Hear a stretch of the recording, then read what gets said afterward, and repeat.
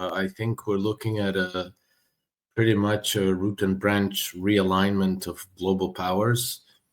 We're looking at an unraveling of the post-World War II global order into something else. And this seems to be, in some way, policy of the new administration in Washington. We had Secretary of State Marco Rubio during his confirmation hearings state this explicitly. He said that the post-World War II global order was more than obsolete. And he said that it was being used as a weapon against us, meaning the United States, and that we are now have to face the reality of a multipolar global order emerging, and we have to reckon with that. That wasn't, it wasn't Marco Rubio who came up with that. That's a policy statement of policy position of the new administration in Washington.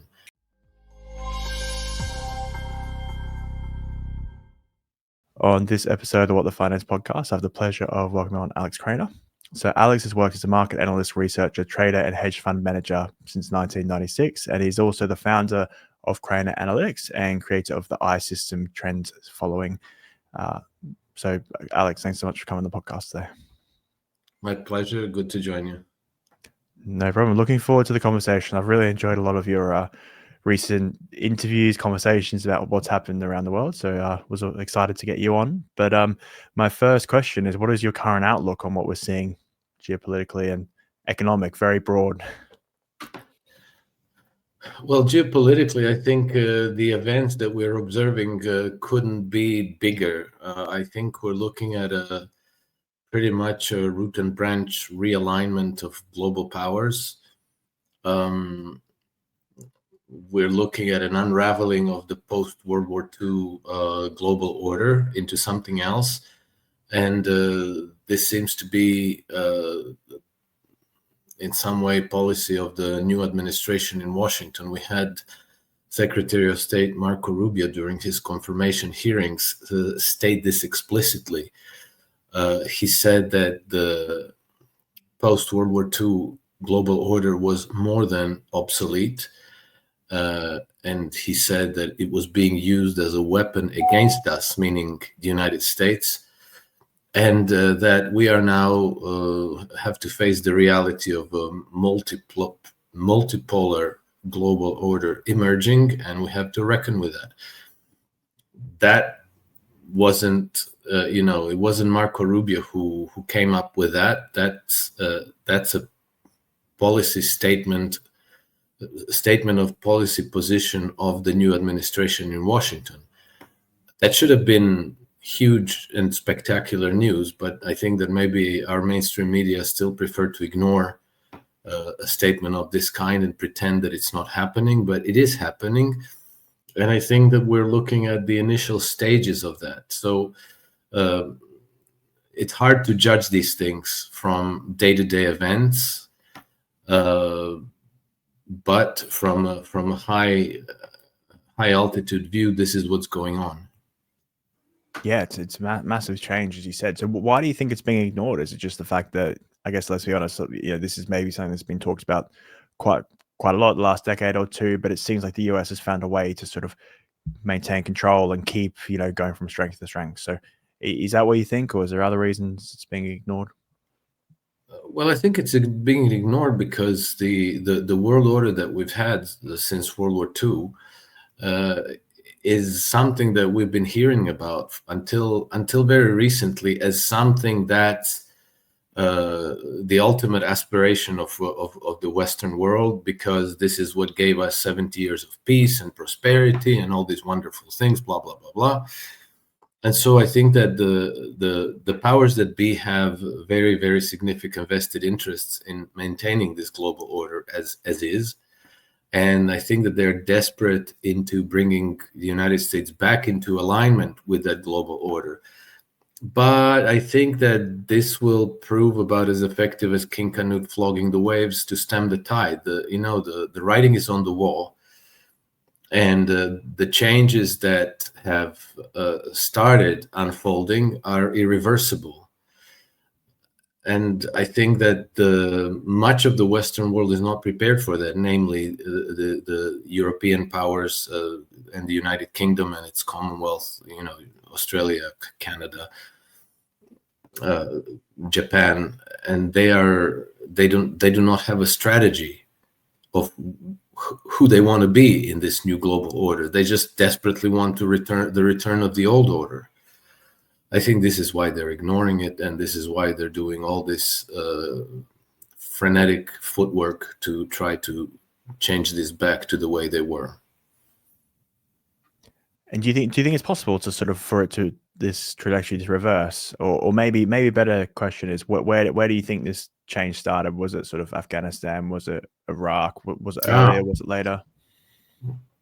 Well, it probably stretches back earlier, but I became aware of it with Afghanistan, namely when the United States withdrew from Afghanistan. I was very surprised. It didn't go well anywhere, but in the United States, the criticisms were mainly focused on the way the United States withdrew, that they bungled the withdrawal, that it was poorly executed. It created victims that didn't need to be created. But I was very surprised at the really hysterical reactions in Britain. And so I started wondering, what is all this about? And to me, the impression that these reactions gave is that Britain was far more invested in Afghanistan than we knew, or they were very deeply invested in Afghanistan being dominated by Western powers for whatever reason. And so this is why I started kind of paying attention to the state of affairs in the United Kingdom. And it's really difficult to tell, because I think that what we should know is being deliberately concealed from view. But when you observe the pattern of events, when you observe the policies as they evolve, when you pay close attention to the statements from the Prime Minister, from the Bank of England, then you realize that something is really, really badly wrong. And I think that the part that's wrong is that we already know that the Western financial system is absolutely starved for collateral.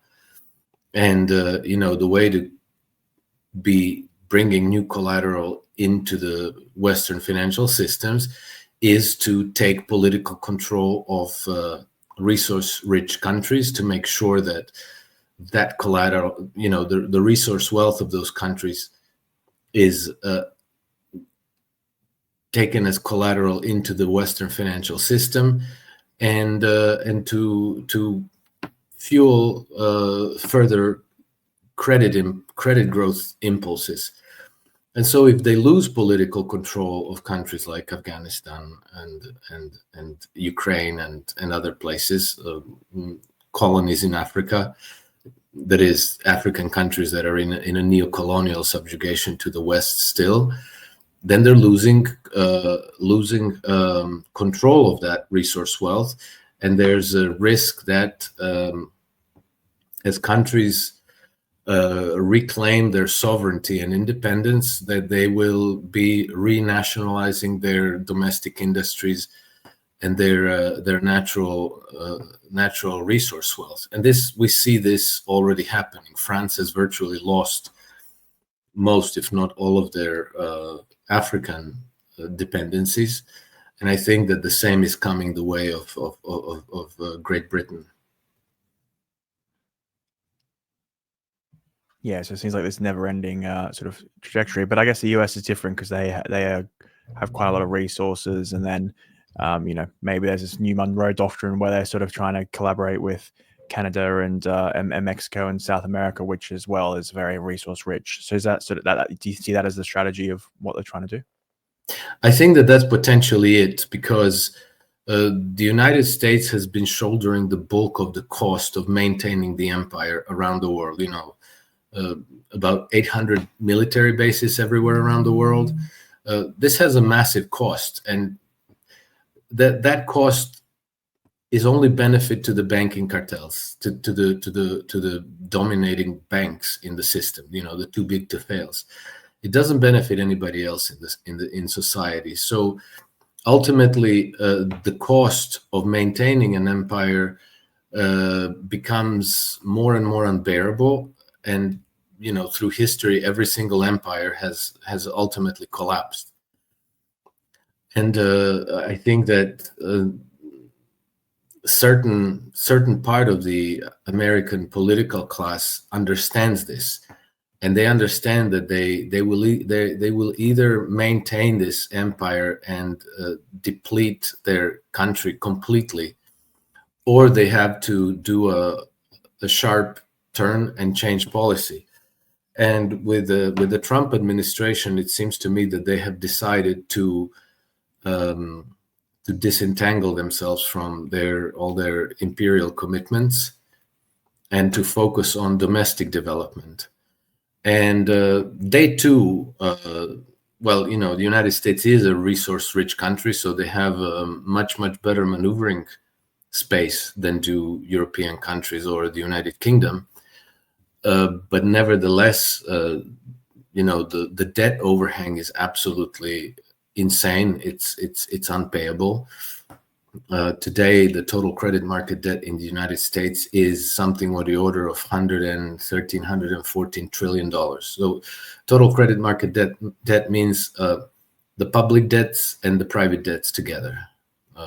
And at the same time, the monetary base is something around just south of $6 trillion. So that's all the money in the system that's available for the payment of these debts. So if you have 20 times as much debt as you have money with which to pay it back, you have a big problem.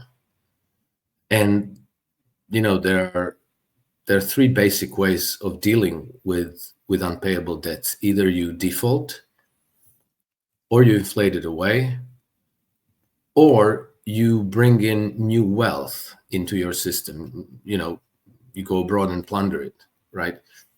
And so going abroad and plundering wealth from other countries is difficult to do these days. But I think that this is part of the reason why the Trump administration is looking at bringing Canada into as the 51st state of the United States and bringing in Greenland. I think that this could probably increase the total wealth of the economy of the system. And it seems to me that the administration is dead serious about it. This is not a joke. This is not just some kind of a stun grenade that Trump throws into the public to get everybody really excited and talk about this and that. I think that they're serious about it. And I don't know how they're going to pull it off, if there's a plan, but I guess we'll find out. Yeah, it's a good point about if we go back to three, I guess I think I've heard you talk about this before, this globalization, and it's a way of, I guess, colonialization, but it's also the fact that these businesses, Western businesses, go into these countries, the capital then gets sort of taken back to these countries, and then from there, that's how they have such a high consumption, and it's creating this extremely unbalanced, I guess, world and economy as well for each of these countries. Yeah, except that in the past, in the days of Dutch East India Company and British East India Company, these companies went there with their fleets, and they even had to build up their own troops to subjugate the local populations. But then somewhere along the way, they realized that, well, it's better if we get the taxpayer to shoulder that burden, and we get the state to do all the military side of things, and we'll do the business side of things. So then you had the government troops going there to subjugate the local populations. But then, the even better approach, which is what they do nowadays, is to enter in and to co-opt the local governments and to give them loans that they have to repay. And then the the people who manage the local government and the local military, secret police, the whole repression apparatus, they get rewarded in order to keep their own populations in subjugation.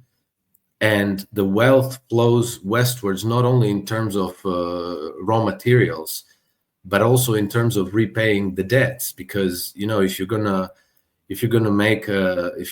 develop a coffee plantation in Haiti, somebody's going to have to take out a loan, right, to make that happen, and that somebody is going to have to pay that loan back with interest.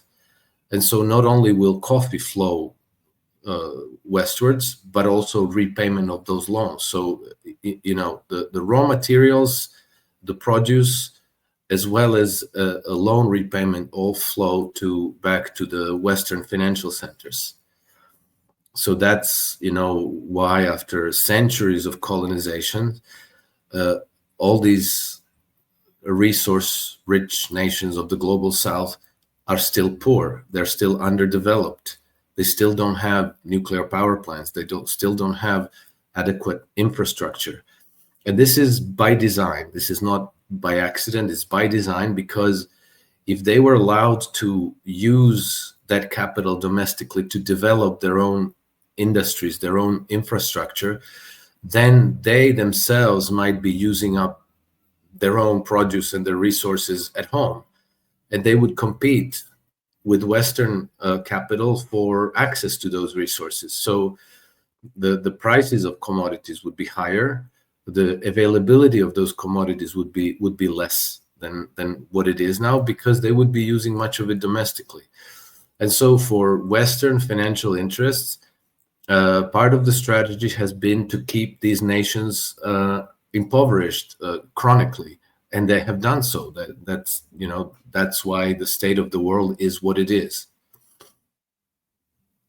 Yeah, and then that creates capital then benefits the most. So then the workers, I guess, of the West are the ones who get impacted. So that seems to be sort of what Trump is trying to, or says he's trying to change, and we'll see if he actually does, or if what he's doing can help.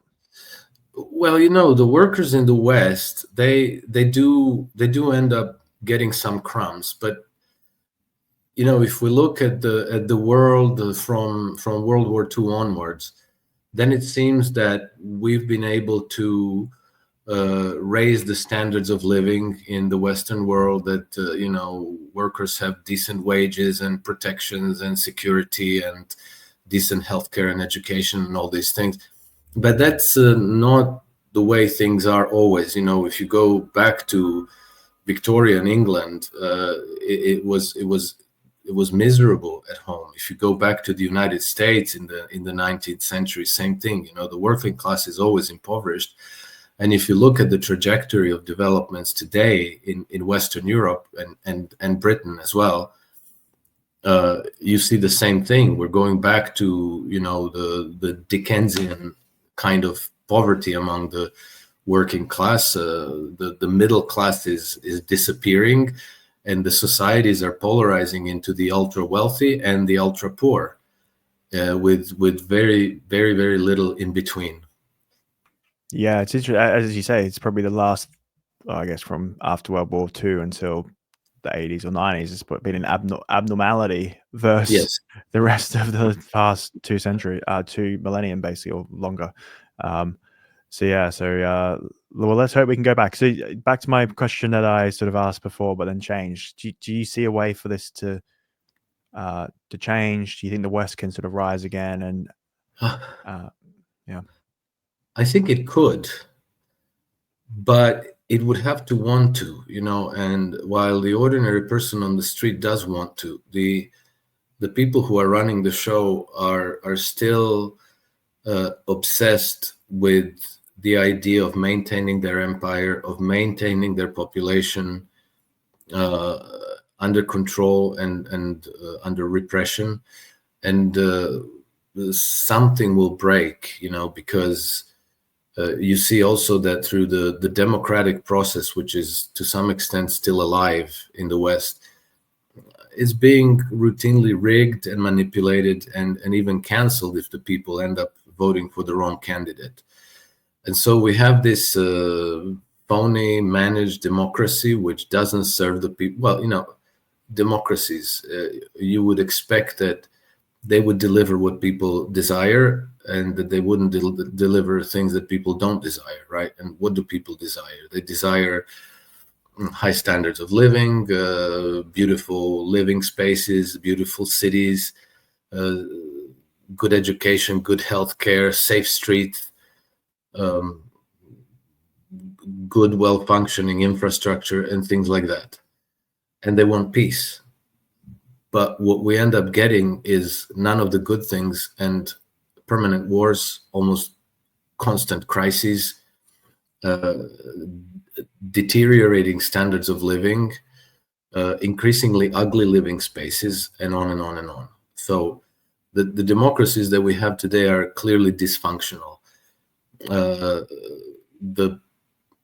ruling establishments are very keen on making sure it stays that way. And we've seen what happened in Romania these last few weeks. The Romanian people voted for the man who wanted to stop the march to war, who wanted to have good and peaceful relationships with his neighbors, including Russia, who didn't want to take part in Project Ukraine. And the election was basically canceled on completely contrived grounds. So there was no truth to the reasons that they gave why they, disqualified him and why they canceled the election. And then the rationale keeps shifting. Well, it's this. No, it's that. He's an extremist. No, he was, he was voted into office because he won the first round because of the Russian bots on in the social media, whatever. The people are not stupid. They can see that they are being deprived of their democratic choice. And so if you do that, if you don't give the people the ability to change the system through the institutions of the system, then you're pushing them into staging violent revolutions. And you know what happened to Nicolae Ceausescu in 1989 in Romania? He was shot with his wife. I think that today Europe is moving in the direction of social revolts. And these social revolts could get very ugly. Could be like storming of the Bastille kind of ugly. And still the people in power, either they're tone deaf, or they're stupid, or they don't understand what they're playing with, and or they are counting on their ability to control everyone. So that's why I think the European Union, at the same time as they are allocating 800 billion euros that they don't have to the defense contractors for remilitarization of Europe, they're also rushing this CBDC system to be able to control everybody, so that if you go to a protest, they can cancel your account, they can block your account. If you support the wrong party, they can do the same, or you can use your imagination. They've already been unbanking people for the crime of protesting government policy. And it seems to me that they're only escalating on those mechanisms of repression. And they're also escalating on the drive to war against Russia. And so if they persist on this, we might end up having revolutionary types of movements in Europe. Yeah, as you say, I think once people lose faith in the systems, that's the concerning period. And I think it gets to the point when there's obviously people disagree with this, but it does seem like there are uniparties where it doesn't matter who you vote in, they're all they have very similar ways of dealing with politics, etc. So it's exactly, and you can see in the UK, you can see what happened to Andrew Bridgen, you can see what happened to George Galloway. What happened to Jeremy Corbyn.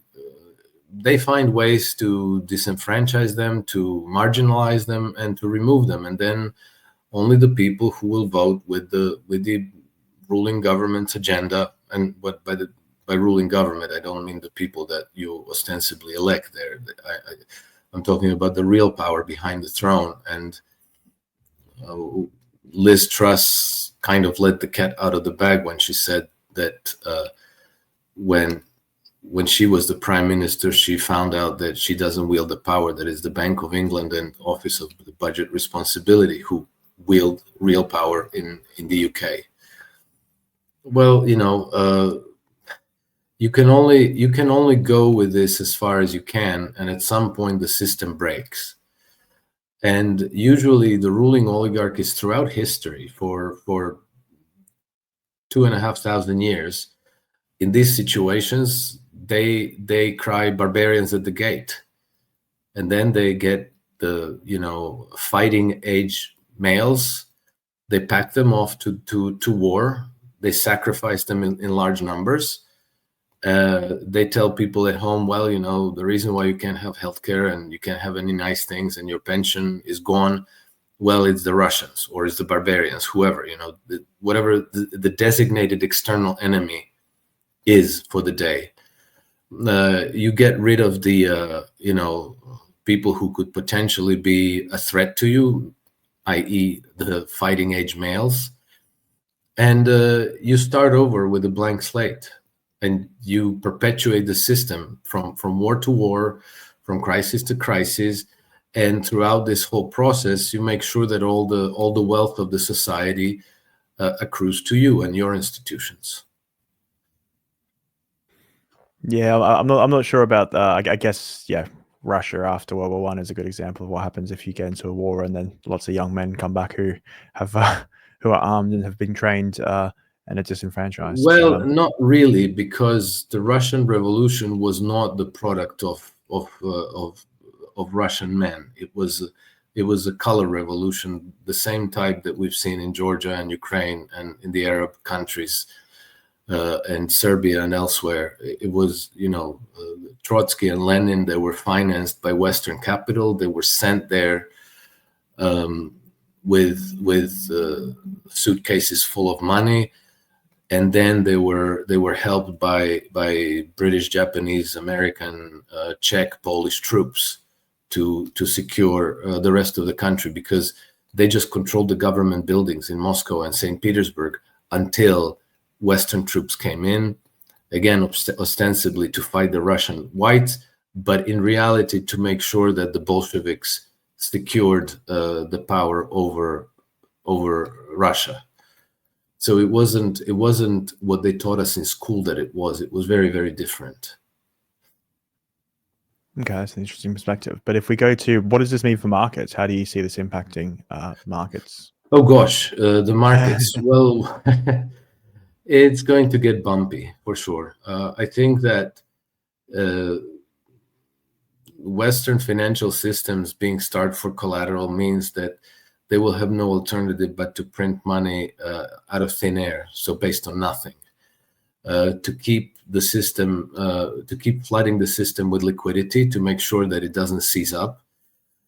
And if they don't prevail in Ukraine, then what is now a stagflation is going to probably turn into an accelerating inflation and ultimately hyperinflation, because you can only print so much money out of thin air for so long before people realize that the money is completely worthless, that it's just paper.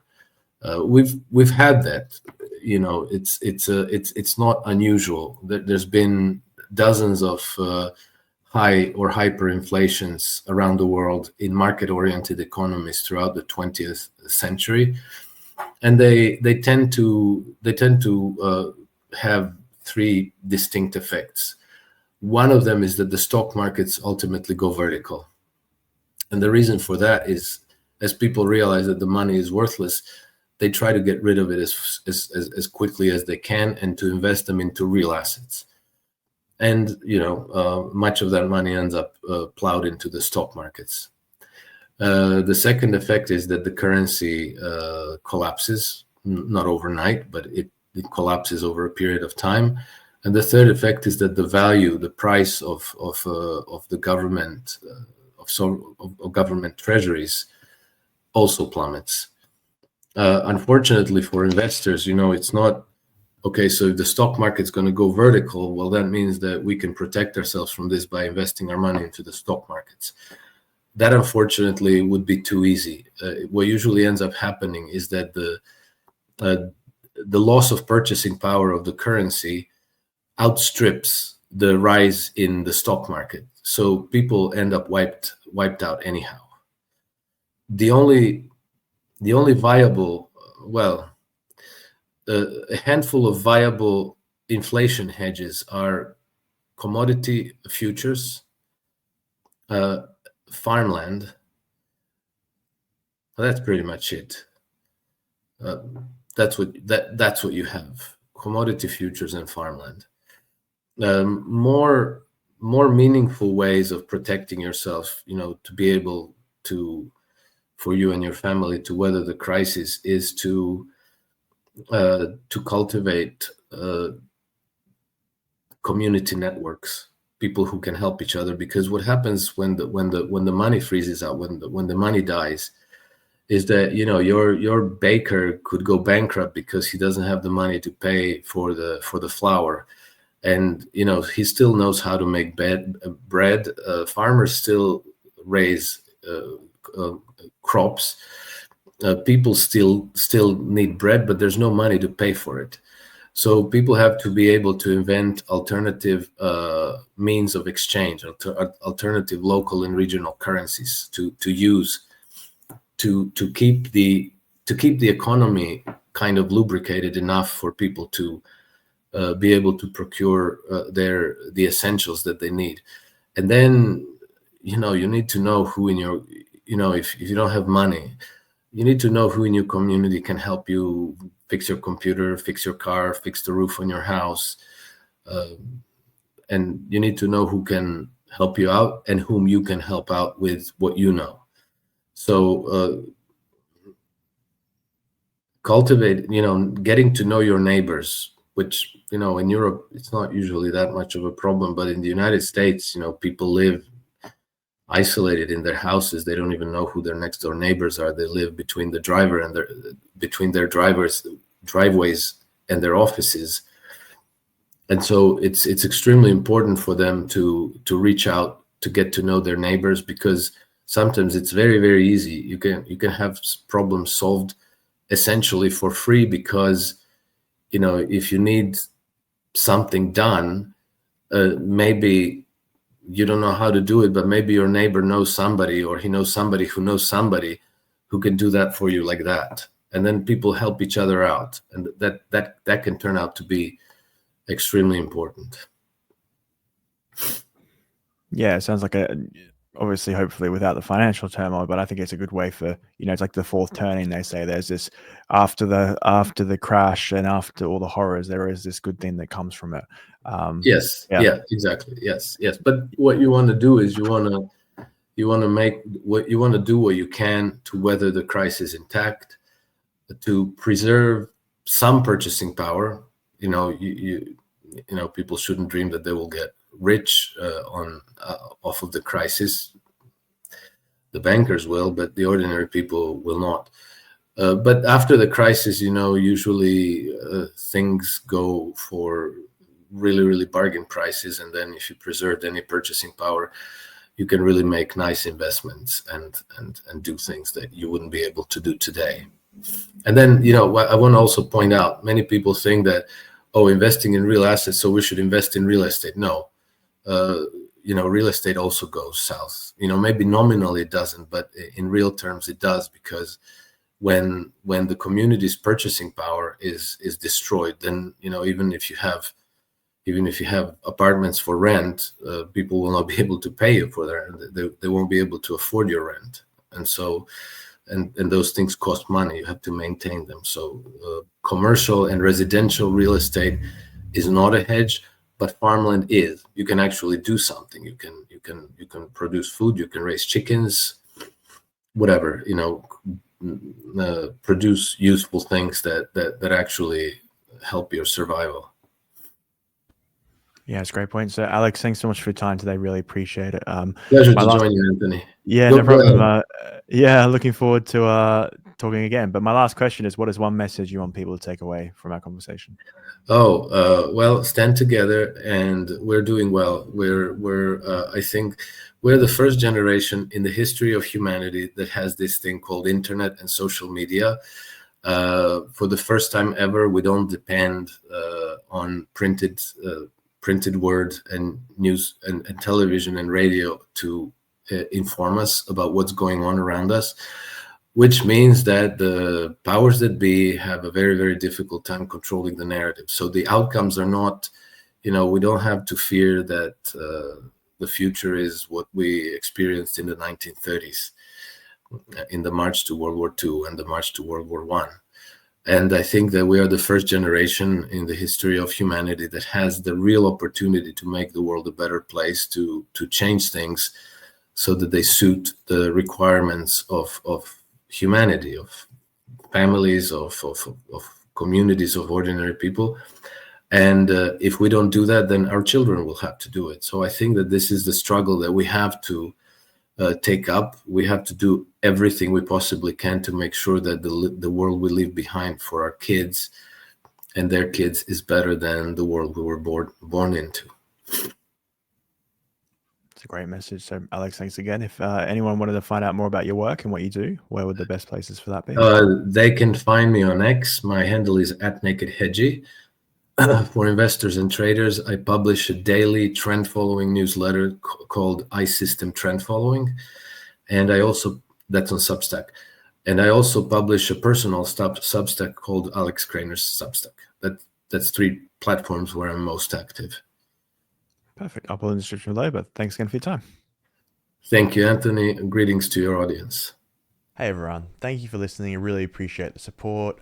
If you've got value out of this, I'd really appreciate it if you could like, subscribe, or comment, good or bad feedback. I'm always open to that. But it really helps with the channel. As I said before, only about 14% of people actually subscribe to this channel. So if you were to that, it would really help. It could mean we could continue to grow.